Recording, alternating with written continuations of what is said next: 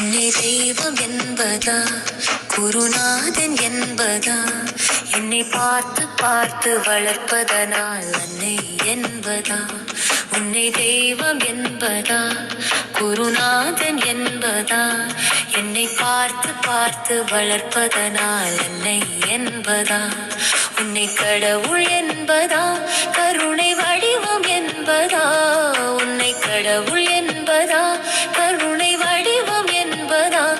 ஐயா ஞானதானம் தந்த உன்னை தந்தை என்பதா. உன்னை தெய்வம் என்பதா, குருநாதன் என்பதா, என்னை பார்த்து பார்த்து வளர்ப்பதனால் என்னை என்பதா.